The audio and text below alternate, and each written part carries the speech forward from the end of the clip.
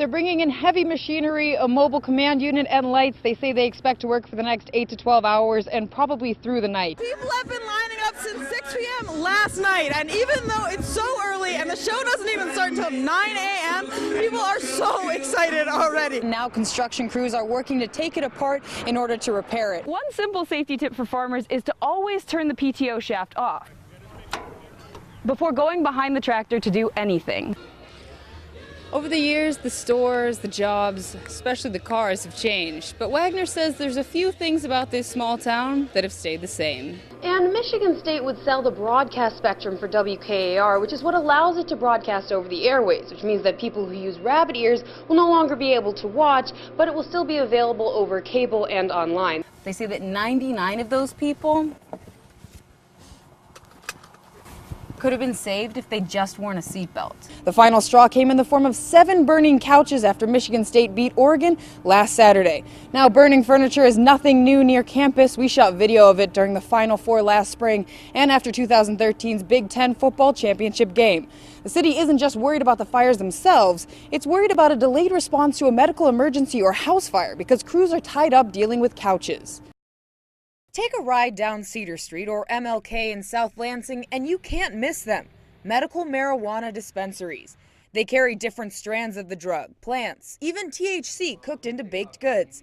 But there's one thing no pot shop in Lansing has: a license. There were some court decisions that came down, and the city attorney at the time made some determinations that really directed me not to issue any licenses. Lansing has a licensing ordinance on the books, but 2012 Michigan Supreme Court rulings made most dispensaries illegal, and the ordinance almost impossible to enforce. Since that time, we've had a proliferation of medical marijuana dispensaries showing up. Councilperson Carol Wood has been working with the city attorney's office to draft a new ordinance. But until it passes, as the city attorney said in a letter to dispensaries nearly 5 years ago, the shops are operating illegally. A number of people have been asking for some time, if they're illegal, then why aren't you closing them down? When we asked that of the city attorney's office, you know, part of the answer that we received back is that, you know, it's the state that's saying that they're illegal, but the state isn't closing them. So it's this round robin of knowing who's watching the hen house. If you ask Lansing Mayor Verge Bernero, he says change needs to come from the state legislature. The Michigan Medical Marijuana Act was passed as a citizen's initiative, not a bill.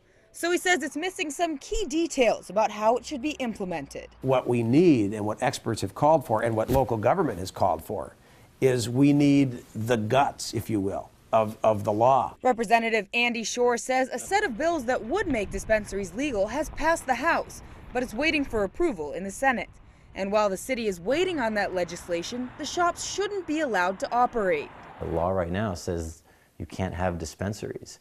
I'd like to see that change, but the law right now is you can't have dispensaries, and it's up to the local police force to enforce that law. Others disagree. Among them, not surprisingly, is medical marijuana dispensary owner Daniel Trevino. If we passed a law in order to make marijuana accessible and legal to grow and use, well, then there should be some type of logical way to get the plants and the seeds. Something the mayor also sees as a flaw in the current state law. We want to facilitate people getting medical marijuana in a legal, safe way. The city attorney's office and the city council are currently working together to draft a new ordinance. A deputy city attorney told me both groups are looking at ways to, quote, regulate the businesses in the absence of a clearly defined direction.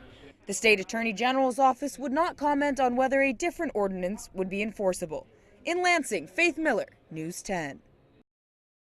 Well, here they are, all 274 pages. As soon as they were released at around 4:30 this afternoon, our newsroom staff started reading them. Now, it's a lot to go through, but here's what stuck out to us. We told you at 6 that the governor knew Flint's aging infrastructure was a problem as early as October of 2014. And in a September email, the governor's then chief of staff told Snyder it was the city's problem and the city's water system that needed to deal with it. Later, emails seemed to point the blame at leadership in the Department of Environmental Quality. The governor sent and received hundreds of emails about the Flint water crisis and, in a rare move of transparency, volunteered to release them all to the public. There are major investigations underway, but Snyder stands by the claim that he was slow to address the problem because other departments didn't communicate it quickly and accurately. And let me be perfectly clear to all of state government. In situations like this, they must come to my desk immediately, no delays, no excuses, period. In many of the emails, the MDEQ gets the brunt of the blame. In July 2015, my office proactively asked about the quality of Flint's water, test results, and blood testing. The DEQ told us that Flint was in compliance with the lead and copper rule. They told us there was one concern with one house that was corrected and there was nothing widespread to address. One problem, the Office of the Auditor General found the EPA asked the DEQ what kind of corrosion control system it was using in Flint, and the department said it had a, quote, optimized corrosion control program in place. They meant they were testing the water for lead and copper levels, not treating it. But they weren't clear about it, and the EPA did not ask follow-up questions. That was in February. It wasn't until October 18th that then DEQ Director Dan Wyant admitted in an email to Snyder that he made a mistake, and corrosion control treatment was required from the beginning. Wyant resigned 2 months later. The last email Snyder released is a report from the Flint Water Task Force. While it says other people had a part in it, quote, we believe the primary responsibility for what happened in Flint rests with the MDEQ. Now all of this is online. You can check it out yourself. I'll have a link to the full file in my web story.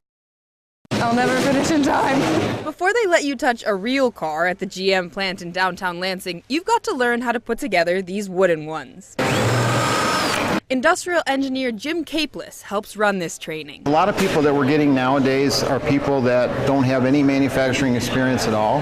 So here's an opportunity for them to get a feel for what it's like to put a part on a car, actually operate a tool, understand quality, and making sure that they do the job correctly. With the new Camaro line, GM added 450 jobs this summer.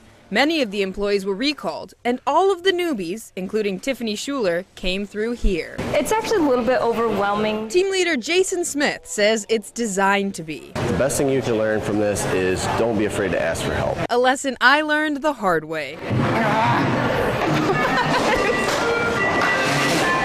right. Pulling that cord sets off an alarm so the team leader can come help you out. The more comfortable you become in here, running, asking for help, utilizing the system that we have in place, the more confident you'll be out there, the better quality cars you'll build. That was hard. For the people just starting this job, Smith and Capeless have some advice. Learn the job, ask questions. Get with somebody that's been here and learn from them so you don't make the same mistakes. Final verdict for me? They said if this news thing doesn't work out, I've got a job on the line. In Lansing, Faith Miller, News 10.